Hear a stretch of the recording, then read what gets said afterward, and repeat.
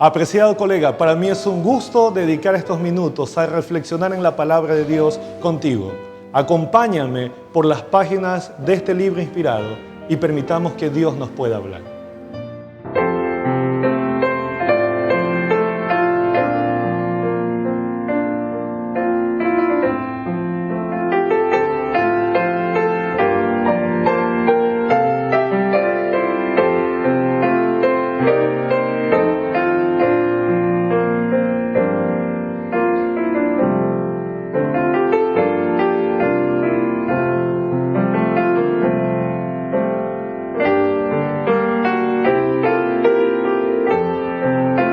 El capítulo 19 del segundo libro de Reyes contiene la liberación de Judá de parte de Dios de las tropas asirias.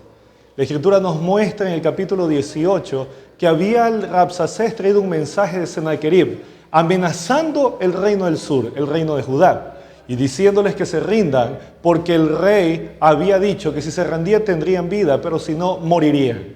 Que Dios había podido cuidar a sus pueblos del poder asirio. La amenaza era verdadera. Esta era una época en la cual se habían levantado en Asiria algunos reyes conocidos en la historia como sargónidas. Los sargónidas se destacaban entre los asirios por su crueldad, y entre ellos Sennaquerib no era la excepción. Fue así que Dios usaría al profeta Isaías para traer un mensaje de esperanza. El versículo 6 dice que Isaías mandó el mensaje a Ezequías diciendo: «Así diréis a vuestro Señor, así ha dicho Jehová. No temas por las palabras que has oído, con las cuales me han blasfemado los siervos del rey de Asiria. No tengas temor porque yo voy a pelear por ti». Ese era el mensaje de Jehová para Ezequías. Ezequías, postrado en oración delante de Dios, esperaba una respuesta contundente de parte del cielo. La confianza de Ezequías en el poder de Jehová se manifiesta en la oración que el rey elevó en el templo del Señor. En esta oración Ezequías exalta a Dios porque no es como el Dios de los otros pueblos. Es el Dios verdadero. Es el Dios que tiene el poder de librar, de salvar. Es el Dios que tiene el poder de pelear las batallas cuando sus hijos permiten que lo haga. Y es así la Escritura nos muestra con toda claridad que la oración Ezequías pide salvación. El versículo 19 dice: «Ahora pues, oh Jehová, Dios nuestro, sálvanos, te ruego, de su mano, para que sepan todos los reinos de la tierra que solo tú, Jehová, eres Dios». La respuesta llegaría prácticamente de inmediato. La Escritura nos dice que en esa ocasión Dios ordenó que un ángel bajase hasta el campamento de los asirios.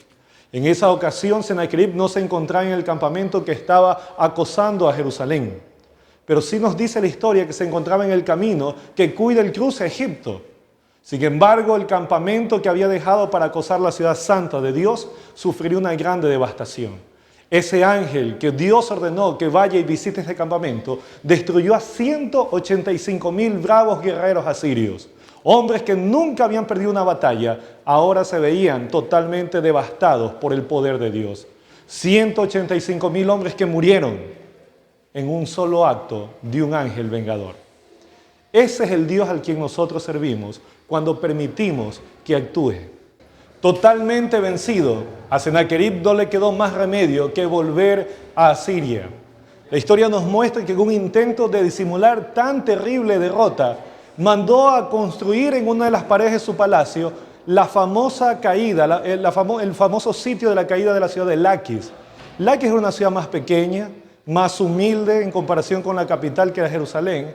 Y en las inscripciones que dejó en la pared de Laquis, Sennaquerib dice que cayó, tumbó a Laquis, mató a la gente que estaba allí. Pero lo mucho que pudo decir acerca de Jerusalén, sencillamente fue que logró encerrar a Ezequías como un pájaro enjaulado. No pudo hacer más, porque no podía dejar para la historia la vergüenza de que este rey había sido derrotado por el Dios de los hebreos. La inscripción con sus gráficos que aparecen en la foto muestran lo que Sennaquerib dejó para el futuro, cómo la derrota que sufrió en Jerusalén no le permitió más que decir de la ciudad de Jerusalén. Dios los había librado y por eso ahora Dios era el gran vencedor. Años después, la Biblia nos muestra que Sennaquerib sería asesinado por sus hijos. 3 fueron los secretos en la vida de Ezequías para triunfar. Lecciones que nos quedan para nosotros quienes vivimos en el final de los siglos y que podemos aplicar en nuestro ministerio como ministros de la palabra. Primero, Ezequías fue un hombre que vivió por medio de la fe. Fe inquebrantable en la palabra de Dios. Fe para creer en los profetas que Dios les había enviado. Fe para obedecer. Segunda cosa, vivió una vida de sometimiento a Dios. No le importó el trasfondo que él tenía, sencillamente prefirió hacer la voluntad de Dios. Y en tercer lugar, encontramos que estuvo dispuesto a permanecer de rodillas cuando tenía una crisis delante de él. La oración lo fortaleció y por creer en el poder de la oración, entonces Ezequías fue fuerte. Querido pastor, ¿crees en la Biblia hasta el punto de que estás dispuesto a seguirla en toda circunstancia? ¿Estás dispuesto a creer en la luz que Dios nos envió por medio del espíritu de profecía? En los momentos cuando no sabes qué hacer, consultas la Biblia, buscas principios prácticos para aplicarlos en tu trabajo pastoral. Cuando necesitas confirmar alguna información y quieres saber qué es lo que Dios ha revelado en casos específicos del desarrollo de su historia para aplicarlo en tu distrito, buscas los libros del espíritu de profecía. Y en tercer lugar, ¿eres un hombre de oración? ¿Eres un hombre que depende de Dios en los momentos de adversidad, en los momentos de dificultad?